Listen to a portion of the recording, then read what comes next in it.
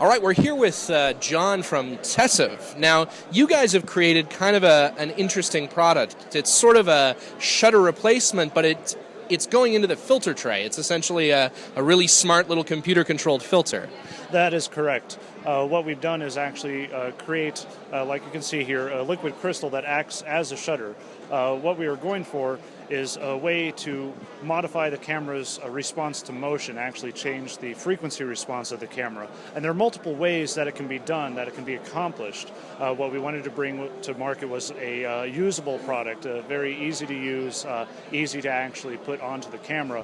And this incarnation of it with the liquid crystal filter ended up being the easiest and best way to go about it. That way we don't have to actually go in and modify the camera or tap into the sensor or anything like that to accomplish what we're trying to do. So that means basically that you can attach this to any camera. As long as you can set the shutter essentially off or to 360, you can use this product in a filter tray, so I don't need to, take the shutter out of the camera and modify the camera in any way. That is correct. The two requirements for us to be able to work with the camera are, like you mentioned, being able to set it up to a full open window. We also need to be able to synchronize with the camera. In the case of something like a Red 1, we have to use an external gin lock box, tri-level sync. In the case of an Alexa, we're able to use a RS port on it, which has not only power but also a shutter synchronization pulse coming out. Likewise will happen on the Epic with, we're told, the next firmware update when they enable the shutter sync output pin. We should work with that just fine as well. So essentially you're using what a camera would probably, it's designed for 3D synchro shutter. You're essentially using that to be able to synchronize your external shutter. That is correct, yes. Oh, that's very cool. So let's walk over here to the camera that you have set up and this little demo. So what are we seeing here in this demo? Okay, well, what we have running here, our live demonstration, is an example of the wagon wheel effect. Now, looking at it with your camera, of course, it's probably going to look maybe kind of weird, get some weird patterns. But it's a spinning disc, spinning 5 times per second, with a few frequency patterns that we've picked to stand out. The middle pattern, the red, is 40 hertz. Green is 70 hertz, and blue is 75 hertz. So, the blue would be representative of a 75 hertz monitor that you might be filming on screen. And what we are showing here, of course, on the screen is what it would look like with a normal 180-degree shutter window. It's the wagon wheel effect. You have it looks like wheel spokes are spinning forward and backward. Now, if we cut to our system and implement our special shutter window, we actually smooth it out, get rid of those weird patterns on the wheel, and make it look like it does in real life.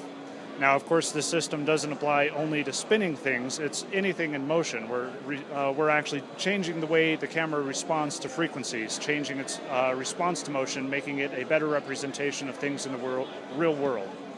Oh, that's very cool. So, you use the example here in the background of, what looks like not the nicest rendered background in the world on the normal shutter, and then you go over to the time-filtered shutter, and you have a sort of a nice, smooth, consistent motion blur. Yes, exactly.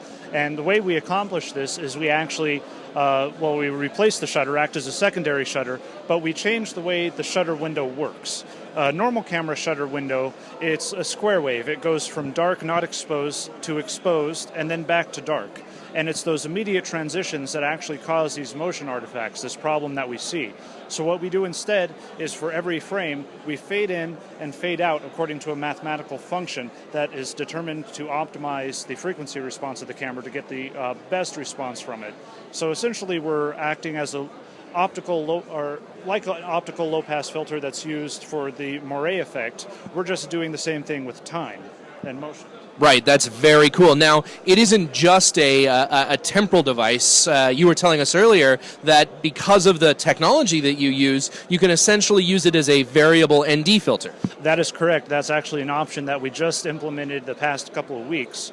A lot of people actually, after seeing the device for the first time at Cinegear in June, said, well, can I use this as a variable ND? And said, sure, we'll just update the software. And we did that. And we have a full variable ND functionality now. When it's acting as a shutter, we're limited in the amount of ND that we're able to add in. Of course, just by itself, the system has about 2.5 stop light loss. But when you go from a 180-degree shutter to a 360-degree, you get a stop back. Now, on top of that, we're able to add in another half stop to make 3-stop total, or another stop on top of that for 4-stop total while it's shuttering. We also have the ability to disable the shutter and stop it completely and make it act truly as a variable ND. If we do that, we have the option to go from 2-stop all the way up to 7-stop in half-stop increments.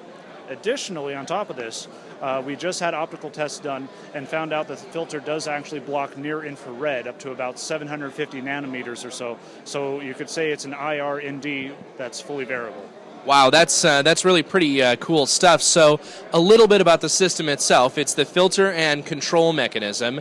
And are you renting this item? Is this a saleable item? What are some of the details on that? It's available for sale. Sale price is $7,900. It's also available for rent in the Los Angeles area. It's currently available at the Camera House in North Hollywood. Rental rate, I believe, is somewhere around $170, $180 per day. We've been working very closely with them. They have 3 or 4 of our systems right now, and if you are interested, they definitely drop by there. They are very well versed in the system and how it works. Also in the New York area, we're working with Stan Wallace in the Filter Gallery. He has one of the systems right now available for loan and for rent.